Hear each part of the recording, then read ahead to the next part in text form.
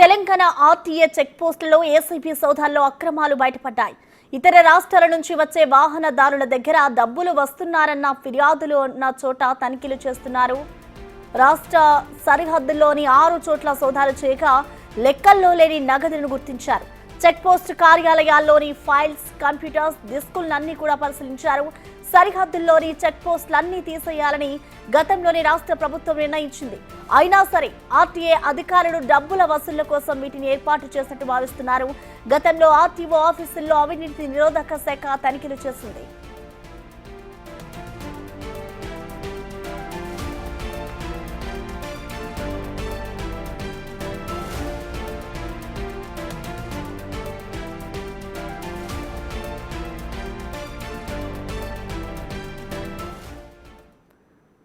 దీనిపై complete details ని మా ప్రతినిధి అనిల్ అందిస్తారు. అనిల్, మనం చూస్తున్నాం ఇటు ఏసీబీ ఆర్టీఏ చెక్ పోస్ట్ దగ్గర అయితే ఏసీబీ అక్రమాలు ఒక్కొక్కటిగా బయటకు వస్తున్నాయి కాబట్టి దీనిపై ఎటువంటి నిర్ణయాలు తీసుకుంటారనుకోవచ్చు. అసలు ఎటువంటి అక్రమాలు బయటకు వస్తున్నాయి అనిల్?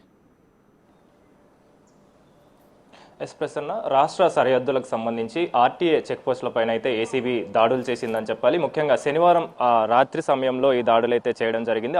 ఆకస్మిక తనిఖీలు చేయడం జరిగింది. ముఖ్యంగా పక్కా సమాచారం అందడంతో ప్రైవేట్ వ్యక్తుల్ని పెట్టి ఆర్టీఏ అధికారులు డబ్బులు వసూలు చేస్తున్నట్టుగా ఫిర్యాదులు అందడంతో ఆ సమాచారంతో ఏసీబీ అయితే దాడులు చేసిందని చెప్పాలి. మొత్తం 13 ప్లేస్లలో అయితే చెక్ పోస్టులు అయితే దాడులు చేశారు. ఈ దాడుల్లో భాగంగా ముఖ్యంగా వీళ్ళకి సంబంధించి ప్రైవేట్ వ్యక్తుల్ని ఆర్టీఏ అధికారులు పెట్టడం, ఆ తర్వాత అందిన కాడికి పబ్లిక్ దగ్గర నుంచి వాహనదారుల దగ్గర నుంచి అదేవిధంగా ఇతర రాష్ట్రాల నుంచి వస్తున్నటువంటి వ్యక్తుల దగ్గర నుంచి డబ్బులు వసూలు చేస్తున్నట్టుగా అయితే అధికారులు గుర్తించారు. గుర్తించిన నేపథ్యంలోనే దాదాపు 13 ప్లేసులలో అయితే చెక్ పోస్టుల వద్ద అయితే దాడులు చేశారు. ఆ దాడుల్లో భాగంగా వాళ్ళ దగ్గర నుంచి ఆర్టీఏ సిబ్బందికి సంబంధించి కావచ్చు, ప్రైవేట్ వ్యక్తుల దగ్గర నుంచి కావచ్చు, ఎవరైతే వసూలు చేస్తున్నారో వారి దగ్గర నుంచి 4,45,000 నగదుని స్వాధీనం చేసుకున్నారు. అదేవిధంగా వాళ్ళ దగ్గర ఉన్నటువంటి ఆధారాలు, వివరాలను కూడా సేకరించి ఆర్టీఏ సిబ్బందిని అయితే ప్రెజెంట్ అదుపులోకి తీసుకొని అయితే విచారణ చేస్తున్నారని చెప్పాలి. ముఖ్యంగా దీనికి సంబంధించి గతంలోనూ ఆర్టీఏకి సంబంధించి అవినీతి అనేది చాలా వరకు బయటికి వచ్చిన విషయాలు తెలిసిందే. అందులో భాగంగానే ఫిర్యాదులు అనేవి చాలా ఎక్కువగా పెరిగిపోయిన నేపథ్యంలోనే ఏసీబీ అధికారులు అయితే ఆకస్మిక తనిఖీలు చేశారని చెప్పాలి. ఇందులో భాగంగానే ఏపీకి సంబంధించి కావచ్చు, అదేవిధంగా కర్ణాటక బార్డర్, అదేవిధంగా మిగిలిన మహారాష్ట్ర సరిహద్దుల్లో అయితే ప్రెజెంట్ దాడులు చేశారని చెప్పాలి. దాడుల్లో భాగంగా మొత్తం సంబంధించి పల్లి, విష్ణుపురం, అదేవిధంగా కోదాడ, బోరాజ్, బైన్సా, వాంకిడి, జంగం. అనిల్, అంటే చెక్ పోస్టులకి సంబంధించి కూడా ఇటు ప్రభుత్వం అయితే ఒక జీవో కూడా ఇచ్చింది, అంటే రద్దు చేయాలి అని. అయినా కూడా అసలు చెక్ పోస్టుల్ని ఎలా రన్ చేస్తున్నారు, అసలు ఎవరు పెట్టారనుకోవచ్చు?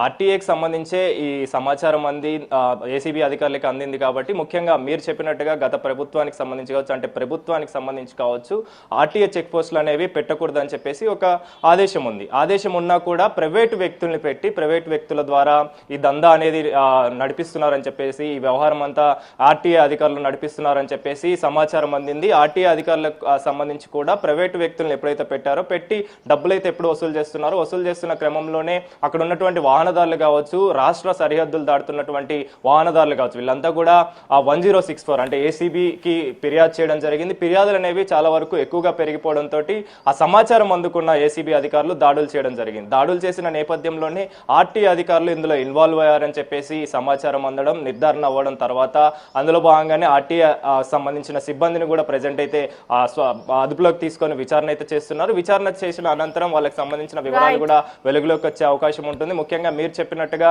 ప్రభుత్వానికి సంబంధించి ఆదేశం ఉన్నా కూడా ఎందుకని మీరు ఆర్టీఏ చెక్ పోస్టులు పెట్టి ఈ విధంగా డబ్బులు వసూలు చేస్తున్నారు, ప్రైవేటు వ్యక్తుల్ని పెట్టాల్సిన అవసరం ఏమొచ్చింది, అంటే అసలు చెక్ పోస్టులే వద్దని చెప్పినప్పుడు ఎందుకు పెట్టాల్సి వచ్చింది అనే విషయాన్ని కూడా అడిగే అవకాశం అయితే కనిపిస్తుంది. దానికి సంబంధించిన వివరాలు సేకరించే నేపథ్యంలో ప్రెజెంట్ అయితే వాళ్ళని అదుపులోకి తీసుకొని అయితే వివరాలు సేకరిస్తున్నారు, ఆధారాలు సేకరిస్తున్న పరిస్థితి మనకు కనిపిస్తుంది. ప్రసన్న.